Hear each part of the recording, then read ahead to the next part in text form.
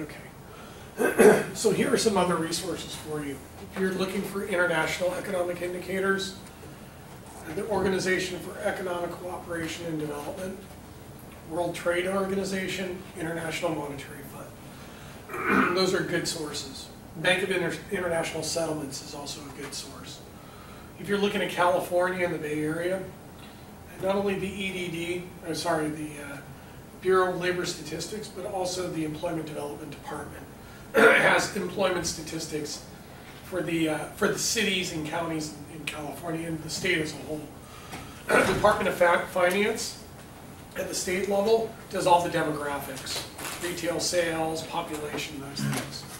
Association of Bay Area Governments is also another source. And then if you're going to buy the data, collect it, analyze it, I like to use Moody's Analytics, great source of all kinds of economic data.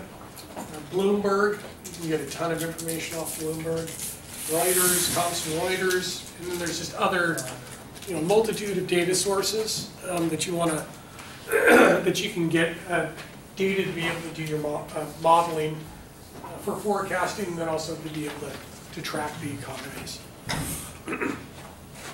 I like to develop dashboards and alert systems using real-time economic data that then will alert me like a dashboard, telling me, that some of the leading economic indicators have actually started to trigger or sending some kind of event, confirmation of the coincident indicators to the trough, and then lagging indicators that also will confirm the recession.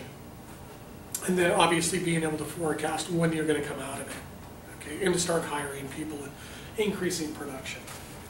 So the next thing we're going to talk about is financial product and process innovation. So this is really the microeconomics of product development. And again, I'm going to use analogies to the physical product development, but I'm going to be focusing on financial product development because I really see no difference between the two, although physical products have tangibility with physical attributes that are garnered from the product. Financial products are a little bit harder to sell because of their intangibility. But again, the process is exactly the same. So what you want to be doing when you're first designing these products from a microeconomic standpoint is you got to be looking at constantly scanning the environment and looking for changes in the environment, either based on demographics or economics or capital markets. Something has changed and the market has shifted, and now either you have to innovate or your competition is going to innovate quickly and basically capture your market share and potentially drive you out of business. Yahoo's probably a pretty good example of a company that was pretty dominant and now got taken out, right? Well,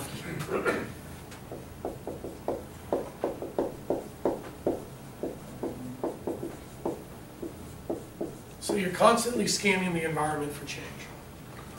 And usually, change is usually going to come from technological innovation, or it's going to be policy or regulatory driven. Or it's going to be some major market failure that had built up over time and the markets failed. That was basically deregulation of the banking industry.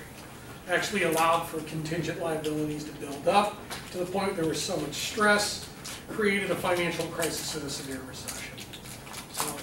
So you can see these, you can see them actually emerging, and if you see these factors, these environmental changes that have actually changed, you can forecast what's going to happen in the future because you've seen it happen before in the past. So really, regulation.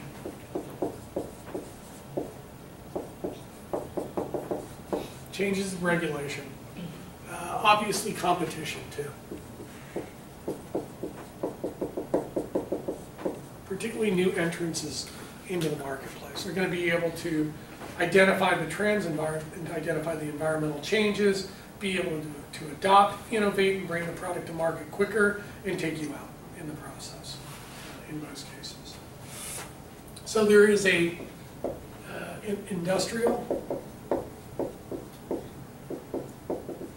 there's an industrial psychology.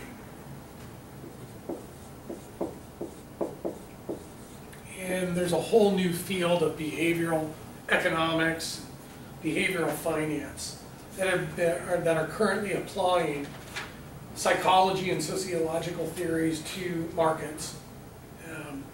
So industrial psychology is huge, or financial psychology, or behavioral psychology. And usually what happens is the corporations cannot adopt quick enough because of their myopic nature within their legacy industrial structures that they can't move fast enough. And that creates some kind of dissonance between them and the marketplace, and eventually there's some competitor will come in to close that dissonance within the marketplace.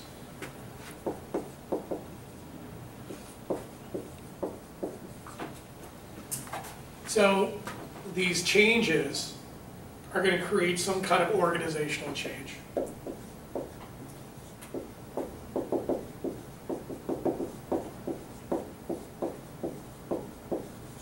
And you're going to have to restructure.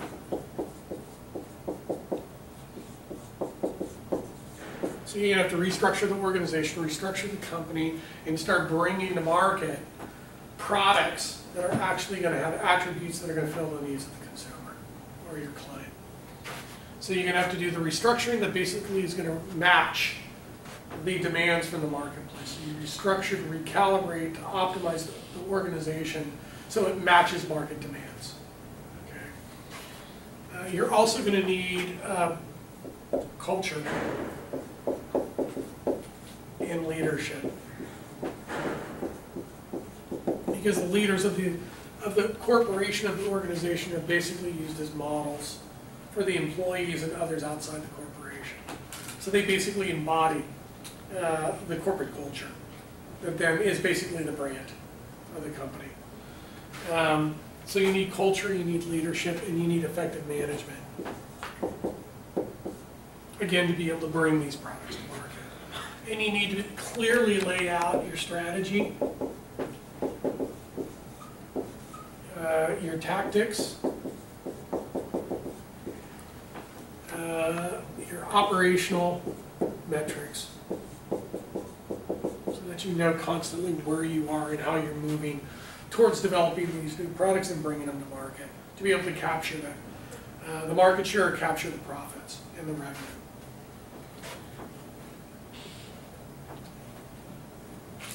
So you have to have very effective planning. And this planning is also communication with the marketplace and with the employees. So it's got to be very clear communication. Once you have that in place, then you can do the product or process innovation.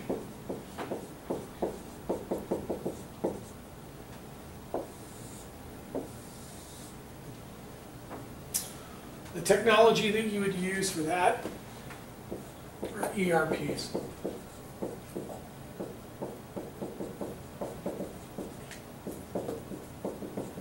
Enterprise resource planning.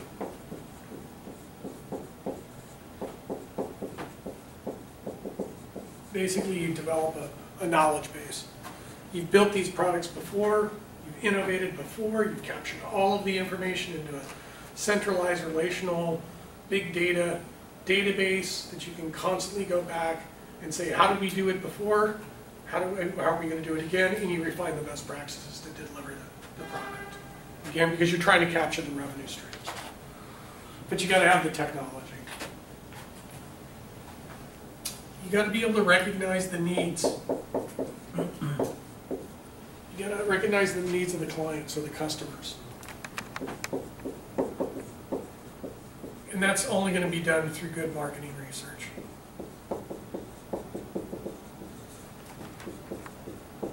Constant feedback from your customers too. So the marketing research. Marketing research. So you have to recognize the customer's needs and their wants. And I'll give you an example. When I was working at New York Life in 2010, the majority of the clients had already gone through the financial crisis. A lot of them had lost a significant portion of their wealth. They basically went to their agents and their advisors and they said, we never want to go through that again. can you develop for us product, financial product with guarantees in it so we never lose money again? And within 1 year, they developed a guaranteed future income annuity product that basically met the needs of the client, and they captured 40% of the market within less than a year. So they were able to identify the needs and the wants. They basically designed the product, brought it to market in a very short period of time, and was able to capture significant market share. And I think they're down to maybe 30% now, but they were the first mover in the space to capture it. Product development.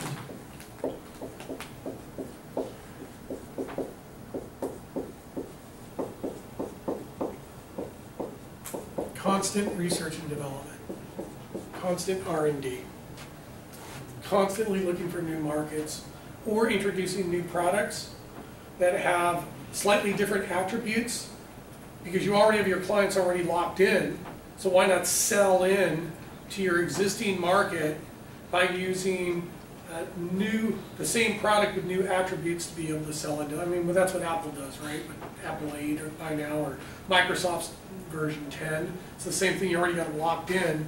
So basically create a new product in X intervals with new features and basically resell it to the market and create a perpetual revenue stream.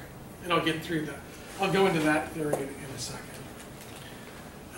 In the product development process, you got to design the product with the attributes that solve the problem.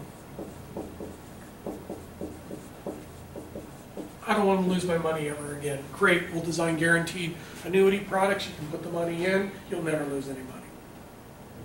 But you'll have to pay me a fee on it. It's going to cost you for it, but we guarantee you'll never lose money.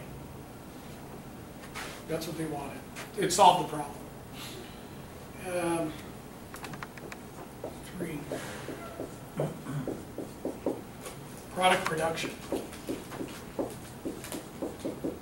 Okay. We built the prototype, now we got to go into production. Economies of scale. You got to be able to manufacture it very quickly, produce it, and sell it into the marketplace very quickly to capture the revenue streams. So the production, manufacturing process,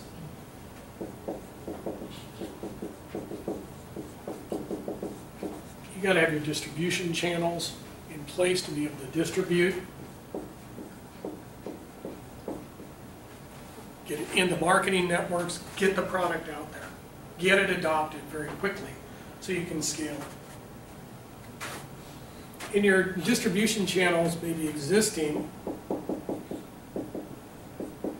maybe you have existing distribution channels. Maybe you don't. Maybe this is such a new product, you're going to have to create a new distribution channels. Or you're going to have to joint venture. I mean, create strategic partnerships with others to be able to use their distribution network to distribute your product. Maybe it's under their brand or their name. You built it, you designed it, you produce it, but they distribute it as their brand, and you get licensing fees and those things associated with it. So you have to have your channel distribution. You have to have your networks. And you also have to have the right mix. How much of the product is going to be sold in what distribution channels? How much is face-to-face? How much is automated? How much is online? How much is wholesale? How much is retail? I mean, you're going to have to figure out the distribution mix of your distribution channels. And you're going to have to probably partner up with suppliers to be able to provide you with the raw materials or the inputs to be able to produce enough of the product to be able to get it into the marketplace.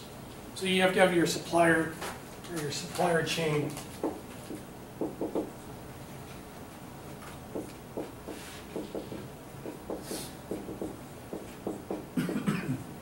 you can distribute your supplier chain networks. Have to be in place. And you got to be able to optimize the distribution channels and the supply channel. There's the optimization there that you're going to have to figure out. The next is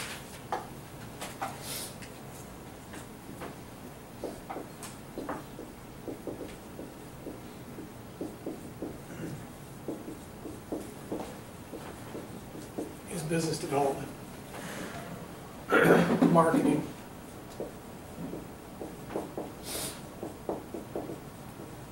Sales.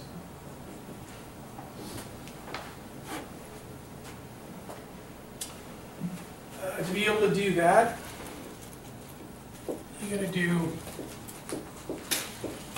market,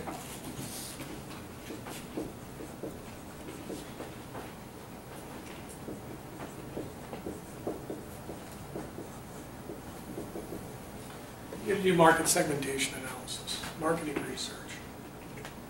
What's the product? What's the product attributes? Who am I going to be selling to at what demographic? What's socio-demographic? What's socio-economic? So you're going to have to do all the marketing research to figure out what product and what products I'm going to sell into based on industry or company size or age or sex or gender or household size, whatever. You've got to conduct the analysis. And again, that market segmentation analysis is also another optimization.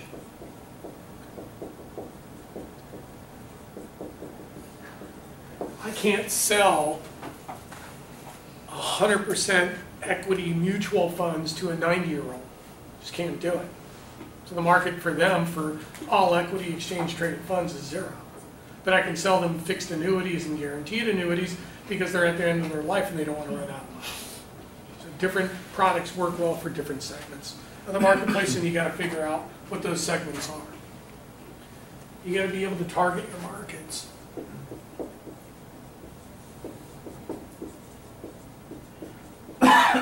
You know, the 80-20 or 80-20 rule.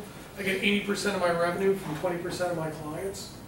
That other, 80% that I could be going after is probably a waste of time. Focus on what you do well. 80% of your revenue is coming from 20% of your clients. Focus on those clients. Focus on the best 20%, your target market, and then sell into it. Sell into those markets, depending on the psychographics, demographics, maybe industry, maybe size of the firm or size of the household, whatever it is, that's going to allow you to do the segmentation. And then develop the advertising campaigns.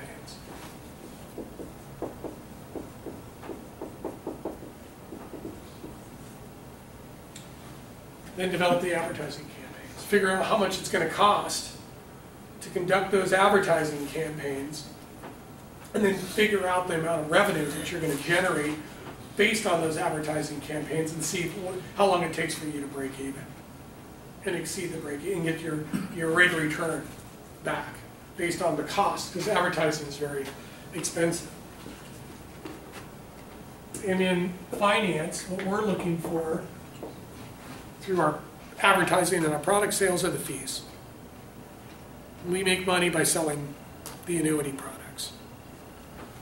We also make money if we get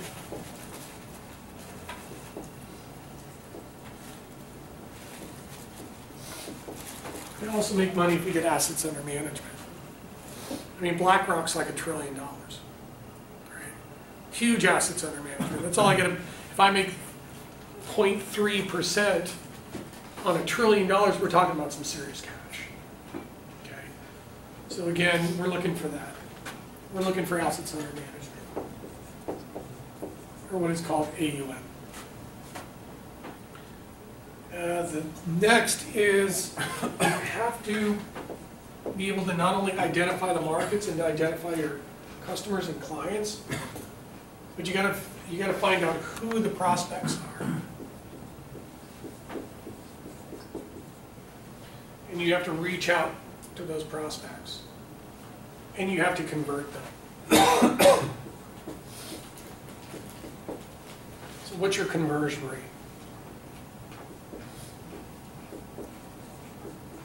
I reach out to 1,000 clients.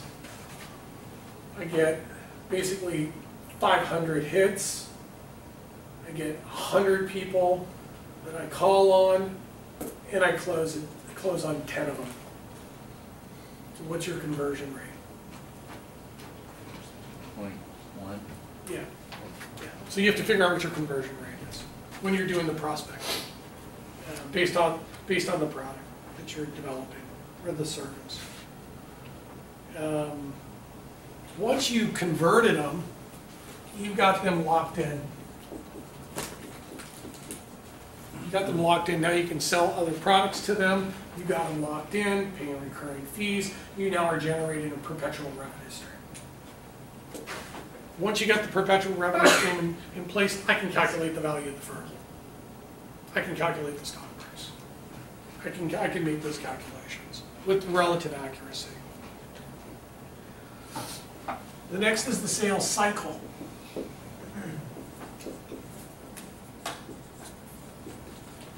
How long does it take me to actually go through the sales cycle per client? Well, if I'm selling $1 million life insurance policy, and I need to sell $10 million worth of life insurance, that's 10 clients I got to convert, right? But what if I sell one $10 million policy?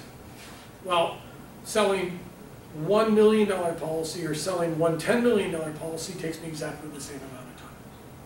So at some point in time, your sales not necessarily has to go up in volume, but in value. Again, I don't want to do 10 $1 million policies, I want to do one $10 million policy. And then if I can do 10 $10 million policies, now we're talking about major revenue growth. Major revenue growth. So you got to be able to look at the sales cycle and figure out what the sales cycle is. And then once you figure out the sales cycle, then you focus on velocity.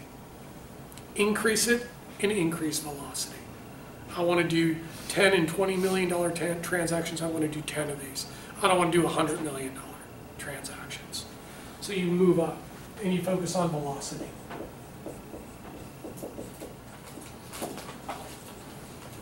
Again, because what we're trying to get at the end of the day is revenue growth at the end of the day. The next is customer service.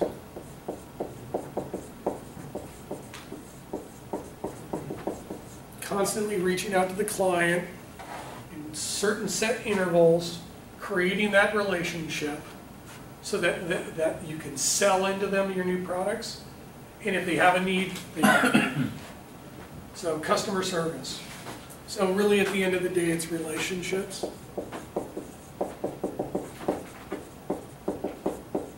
And retention. Because it's going to cost me. Every customer, every prospect costs me. Fixed costs and variable costs. So they're expensive. And I got to be able to reach a break even, and I need a return on my cost. So again, at the end of the day, it's really customer service.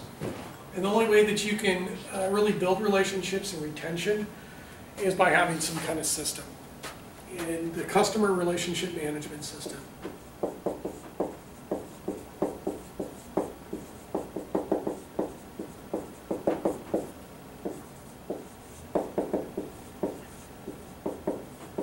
Or the CRM. And Salesforce is right down the street, and they're building the biggest building in San Francisco. So the CRM is really the technology and the tool to be able to generate the velocity in sales that you need by already locking in those clients. Plus these CRM systems, along with customer service, is going to give you the feedback. And it's going to be constant feedback that you're getting from the clients that then is going to feed back into the system again for new product development and innovation. So the client, being in constant contact with the client, particularly satisfied customers and clients, they're going to tell you what you want. I want guarantees of my financial products. You want what? Guarantees. Okay, we need guarantees. Less than a year, new products are developed, brought to the marketplace, capture market share, revenue growth. That's the name of the game at the end of the day. and you're really focusing on the product attributes. What is it you want? I don't want to lose money. Okay, got it. I want a guaranteed income stream for the rest of my life. Okay, check. If I die early and I give you $1 million, will my beneficiaries get the rest? Yes. If I outlive I give you $1 million and you give me $100,000 a year for in 20 years from now, what happens when I've already taken $1 million out? No problem. We'll continue to pay you. So if you outlive the money, we're on the hook. We used your money for 20 years. So again, optimizing the products to solve the problem. Then the last two, the next one is, and I'm running out of space, so I'll have to use it over here, is really the theory. The theories of process and product.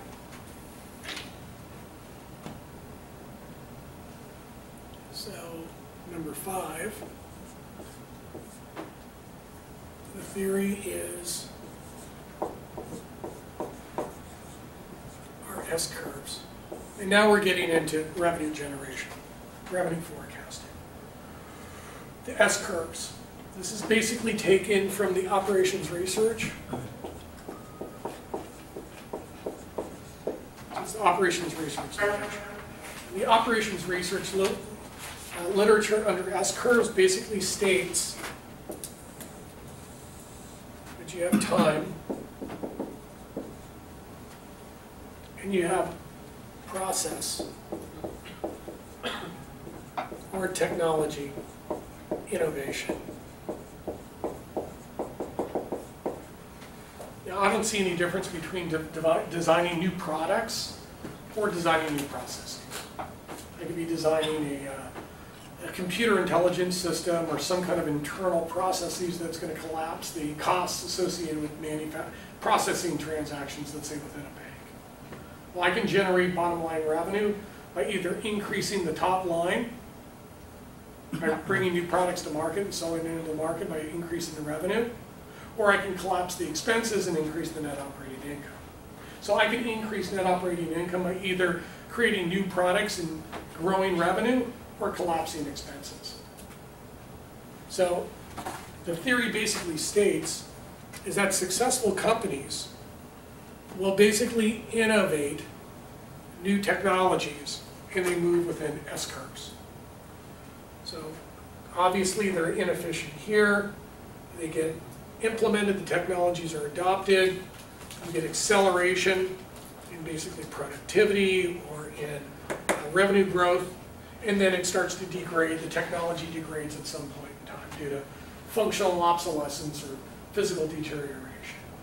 But the most successful companies, and you can look at IBM and Salesforce to a certain degree, Microsoft, Cisco, a lot of the tech companies, and you can use Boeing and other companies too. What they've done is they will develop new technologies and new processes consecutively and continuously over time and create a series of S-curves of new technologies, of new processes, and over time. And if firms can do this consistently and consecutively over time, what happens is it creates a continuous revenue curve, a revenue growth curve, a revenue growth curve. And if that's the case, you can use the Gordon growth model.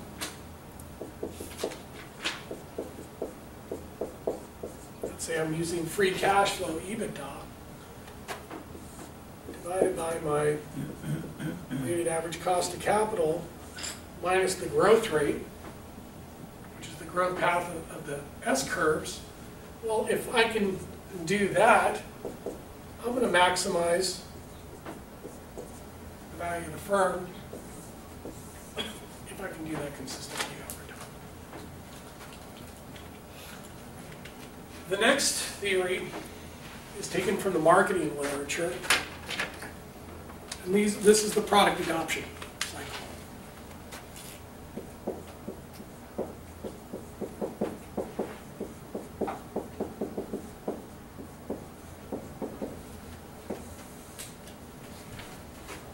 And the product adoption cycle basically looks like this. So you start out, when you develop new products, the only people that are going to be adopting your product in the early stages are going to be the innovators. They're going to be innovators.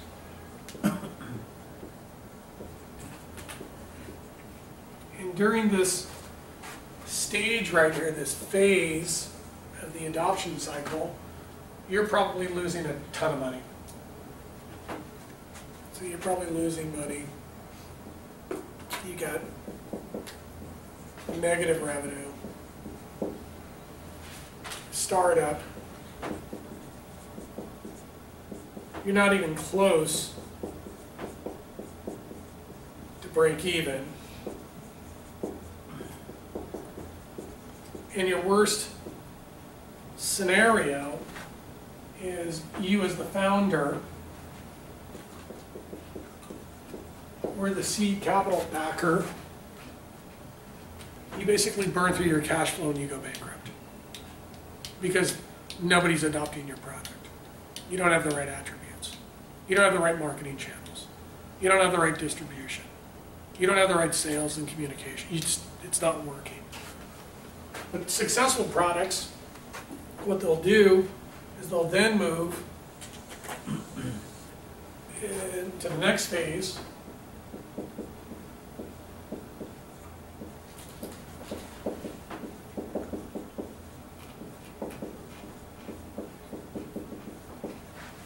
Into early majority adoption phase. Now, this phase here, this is called the hockey stick.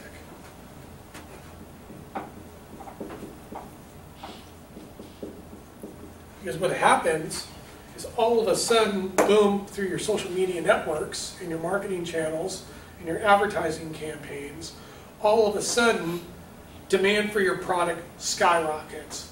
You get adoption. And you start moving into early majority. And this is the most rapid phase.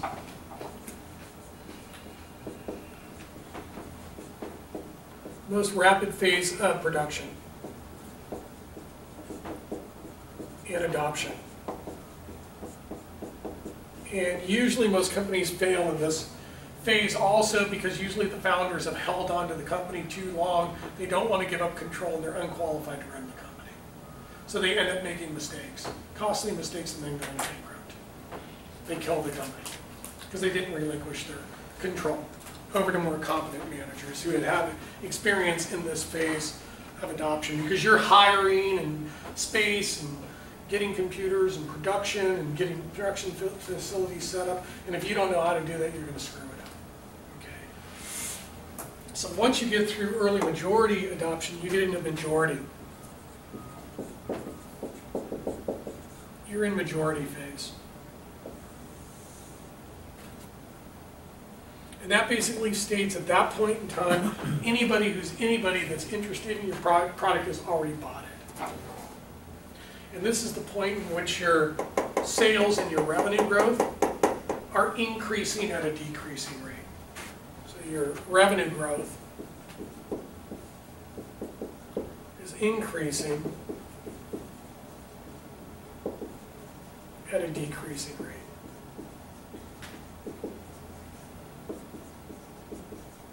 Here your revenue growth is increasing at an increasing rate, increasing at a decreasing rate. And then at some point in time, the people that wanted to wait to the very end to buy your product, these are the laggards.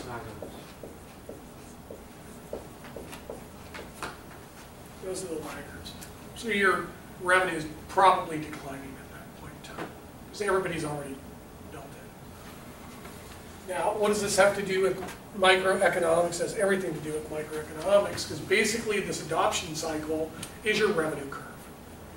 It's your revenue curve.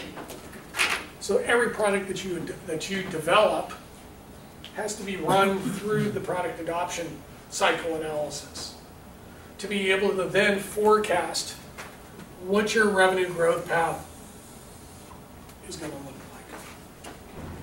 And the most successful companies totally understand this, and what they do is they develop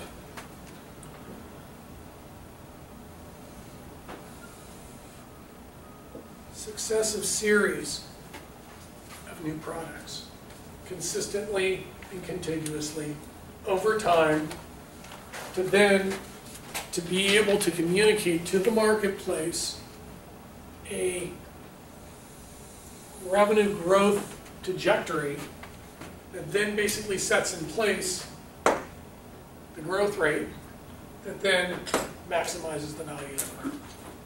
And you look at all the best companies, they come out with a series of successful products over and over and over again, except for Samsung, obviously, when their phone started, blowing up, right? But to be able to innovate and create, I can basically take not only these individual product adoption paths, but I can model them and put them into an Excel spreadsheet. And to be able to then calculate, which you'll learn later, present values and internal rates of return and break-evens. And figure out, if we launch this product, when are we going to reach break-even, and are we going to exceed our return expectations, and when? So it becomes extremely important in maximizing the value of the firm to be able to understand the product adoption cycle and the revenue contributions and generations from those individual products, but also on a firm level as a whole. Because it's going to maximize the stock price at the end of the day. The last is you have to be able to conduct financial feasibility. If we develop these products, is it going to be financially feasible? Or are we going to lose money? And if we continue to create products that never make money, we're going out of business, we're going bankrupt. So you have to be able to then, number 6, is to be able to do the financial feasibility. And I'll talk about positive net present values, internal rates of return,